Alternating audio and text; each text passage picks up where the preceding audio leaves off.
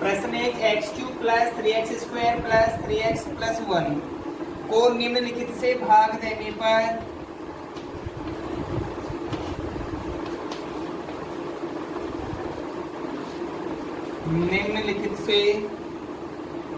देने पर शेषफल ज्ञात कीजिए।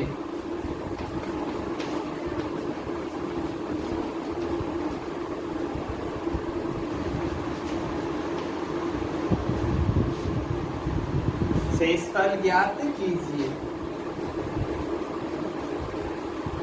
हमें यहाँ भागफल के लिए नहीं पूछा है, केवल हमें शेषफल ज्ञात करवा रहा है।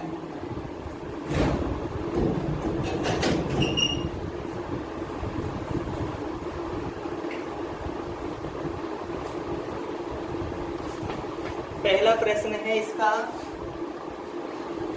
x plus 1। प्रीवियस डे प्रश्नावली 2.2 का अंतिम क्वेश्चन था, उसमें हमने शून्य ज्ञात किए थे। शून्य ज्ञात करने के दौरान हमने यही लिया था कि दिया गया व्यंजक शून्य के बराबर है। दिया गया व्यंजक शून्य के बराबर है। अब उसी के अकॉर्डिंग अगर हम आप चलें तो हम देखते हैं x प्लस 1 बराबर 0 के रखा जाए, x बराबर होगा -1। अर्थात आपके पास में वो प्लस में है तो x का मान माइनस में आएगा, और अगर माइनस में है तो x का मान प्लस में होगा। इस व्यंजक में इसका मान प्रतिस्थापित करने पर x³ plus 3x² plus 3x plus 1 में x बराबर -1 रखने पर,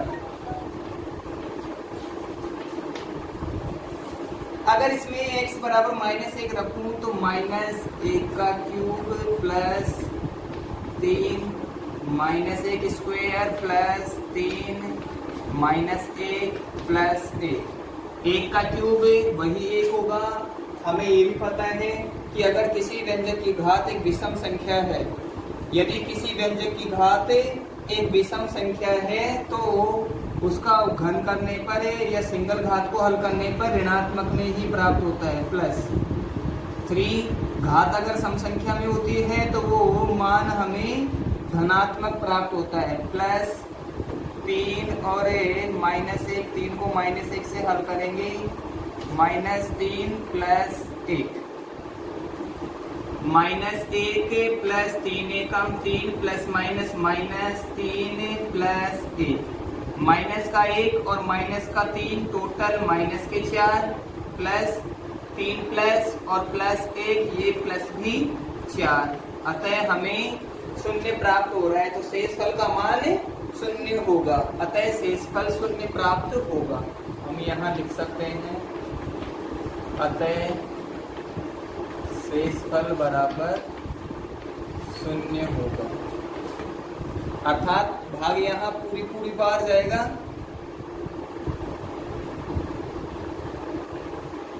दूसरे क्वेश्चन में x माइनस कुछ इतना ही दे रखा है।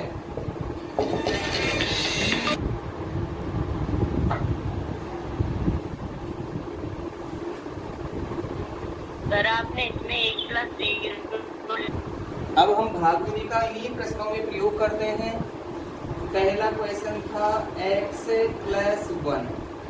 प्रश्न में ऑर्डरिंग वही रहेगी। अगर रीऑर्डरिंग में हमें कुछ करना पड़े तो पहले यही ध्यान रखना है कि चर की सबसे बड़ी घात पहले आएगी, उसके बाद में उससे छोटी घात आएगी और सबसे अंत में अचर का प्रयोग किया जाएगा। अर्थात हमें घातों को अवरोही क्रम में रखना होगा। पहले सबसे बड़ी घात, फिर उससे छोटी घात, फिर उससे छोटी घात, अंतिम पद में सबसे छोटी घात का प्रयोग करेंगे। अगर प्रश्न में हमें दिया गया होता 3x² पहले और x³ बाद में, तो हमें इन्हें सही क्रम से जमाने के लिए इस तरीके से लिखना पड़ता। x प्लस 1 का हमें भाग देना है। हमें यहाँ x³ plus 3x² plus 3x plus 1 और इसमें भाग देंगे x प्लस 1 का। ऐसे भाग हल करने के लिए हमें कुछ ज्यादा विशेषताओं की आवश्यकता ही नहीं है, बस सीधा थोड़ा दिमाग को डेवलप करना होगा, क्रिएटिविटी करनी होगी कि x को ऐसे व्यंजक से गुणा करना है कि पहला पद x³ प्राप्त हो जाए, अर्थात हमें पहले वाले पद को यहाँ से क्रिएट करना है, वो आपके पास पूर्णतया या पूरी रूप से विभाजित हो जाए।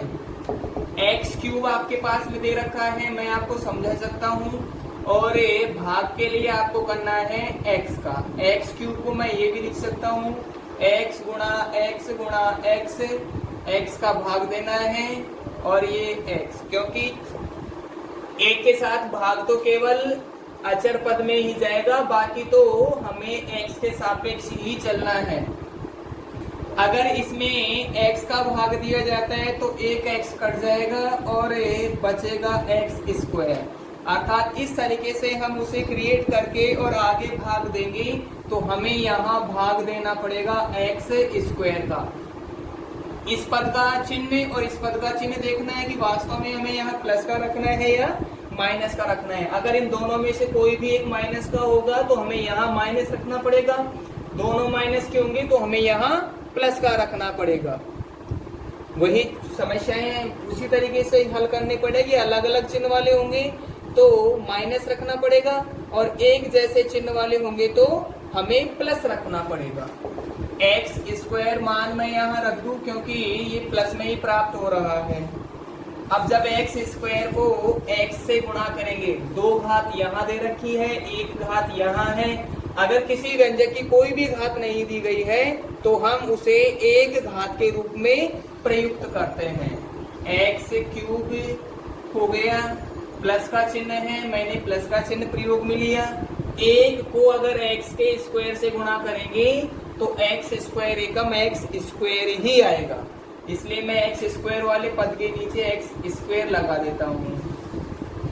चिन्ह बदलने के नियम को भी हमें फॉलो करना पड़ेगा। हमें प्रयोग में लेना है कि नीचे वाला पद है उसके चिन्ह बदल जाएंगे, क्योंकि कोई भी चिन्ह नहीं था, ये प्लस का था जिसे हमने माइनस कर दिया, यहाँ प्लस का चिन्ह था जिसे हमने माइनस कर दिया, अर्थात बीच वाले चिन्ह को हमें विचार नहीं करना है, सबसे ऊपरी पद का और सबसे निचले चिन्हों को ही प्रयोग में लेना है। ये प्लस का था, ये माइनस का था, प्लस माइनस x के साथ किया तो x का एक क्यूब हो चुका था, x³ में से x³ जाएगा तो आपके पास कुछ भी नहीं बचेगा, तो हमने इसे क्रॉस कर दिया, अर्थात ये बचा ही नहीं है। 3x² और उसमें से जाएगा x², यानी 1x² जाएगा, प्लस का था माइनस है तो 2x² बच गया, प्लस 3x और प्लस 1। भाग के लिए वही प्रक्रियाएं सामान्य तरीके से चलती रहेगी। आपके पास में एक घात वाला है, आपको एक घात कम करनी है, बाकी पहले व्यंजक को वैसे के वैसे रख दो। 2x² की घात 2 है, एक हम यहाँ निकाल चुके हैं तो प्लस का है ही, प्लस हमें लिखना है यहाँ 2x, अर्थात यहाँ पहले व्यंजक की एक घात कम होती जाएगी, 2x², क्योंकि 2x को 1x से गुणा किया तो 2x² होगा, प्लस 1, इसे 2x से 1 को गुणा किया तो 2x से कम 2x, वही माइनस में कन्वर्ट हो गया और ये भी माइनस में कन्वर्ट हो गया, प्लस माइनस कन्वर्ट हो गए तो ये आपस में क्रॉस हो गए। इसके अलावा 3x प्लस का है, 2x हमें माइनस का दिया गया है, 3x में से यदि 2x घटेगा तो x बचेगा, बड़ा आपके पास में प्लस का था, छोटा माइनस का था, तो आंसर में हमें प्लस का ही रखना पड़ेगा। हमें प्राप्त हुआ x+1, अब की बार 1 भी काम में आ जाएगा, x+1 है और x+1 का x+1 में भाग देना है। हमें जो संख्या है उसी संख्या का भाग देना है, वो कितनी बार जाएगा, x+1 का x+1 में एक बार ही भाग जाता है, प्लस का है सारा मामला, कोई भी माइनस नहीं है, एक बार करेंगे, x एकम x और प्लस 1 का 1, वही निचले वाले पद की हमें चिन्ह बदलने पड़ेंगे, माइनस x+1 में से x-1 चला गया तो हमें 0 शेषफल प्राप्त हो गया। हमने उस विधि का प्रयोग किया था तब भी हमें शेषफल 0 प्राप्त हुआ था, और इस प्रकार जब हमने भाग देकर हल किया है तो भी हमें शेषफल 0 ही प्राप्त हुआ है। दूसरे के लिए भी मूल प्रश्न वही है, लेकिन व्यंजक दिया गया है x माइनस 1/2। x माइनस 1/2 का इस व्यंजक में हमें भाग देना पड़ेगा।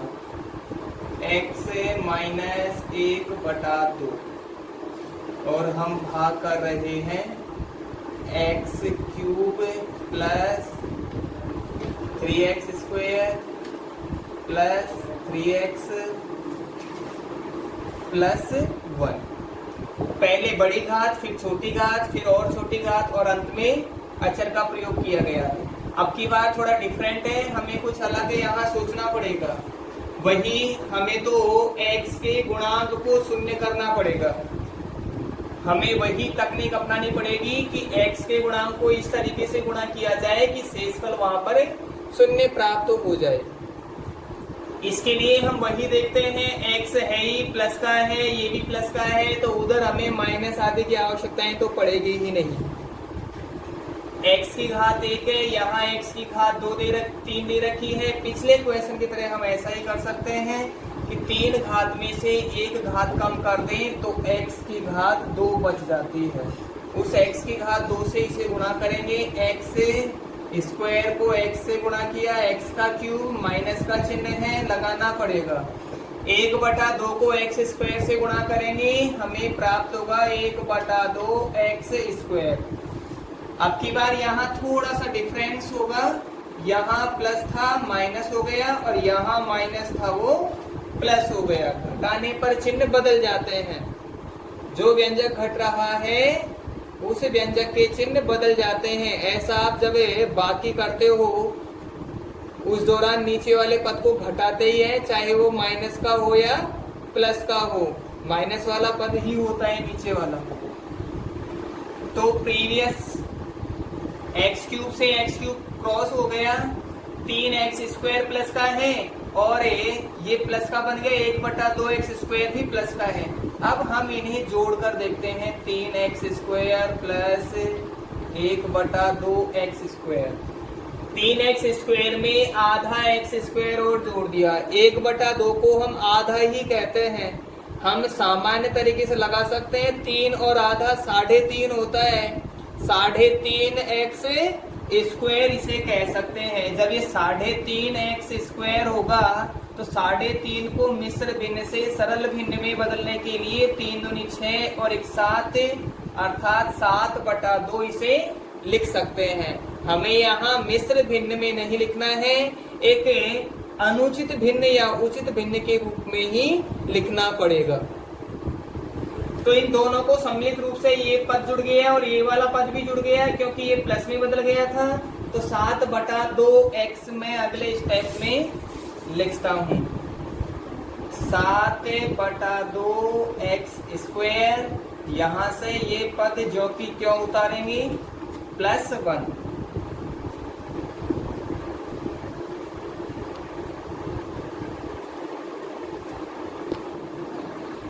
इस क्वेश्चन में 7x square plus 3x plus 1 हमें अगला नेक्स्ट सेशन प्राप्त हुआ।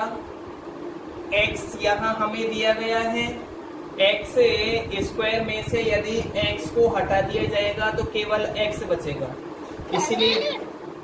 इसीलिए हम कर सकते हैं x 7/2 x यहाँ भाग दे सकते हैं, उसका प्लस में है तो यहाँ प्लस रखेंगे, 7/2 x। 7/2 x से x को गुणा करेंगे, 7/2 x स्क्वायर प्राप्त होगा। माइनस का चिन्ह है, माइनस ही रहेगा। 1/2 को 7/2 से गुणा किया जाएगा, 1/2 गुणा 7/2। हम अंश को अंश के साथ गुणा करते हैं और हर को हर के साथ गुणा करते हैं, अर्थात अब की बार हमें 7/4 प्राप्त होगा। तो हम यहाँ लिखें 7/4 और x। इस पद का चिन्ह बदल गया माइनस में और ये वाला पद बदल गया प्लस में। 7/2 x स्क्वायर में से 7/2 x स्क्वायर चला गया, 0 बच गया। 3x है और यहाँ क्योंकि ये वाला माइनस प्लस में बदल गया है हम देखते हैं 3x और उसमें जोड़ना है 7/4x। इसके लिए हमें लैसे करना पड़ेगा। हमें हर प्राप्त हो रहा है 4, 4 12x और ये होगा 7x, 12 और 7 19, तो 19/4। 3x और 7/4 को जोड़ने पर 19/4 x प्राप्त हो रहा है। एक अचर के रूप में बच रहा है, वो भी हमें प्रयोग करना है। x माइनस 1/2 से फिर से विभाजित करना है। यहाँ x हमें पहले से दिया गया है, x से x क्रॉस होगा, केवल बचेगा 19/4। अब की बार हमें 19/4 बार इसका भाग देना पड़ेगा।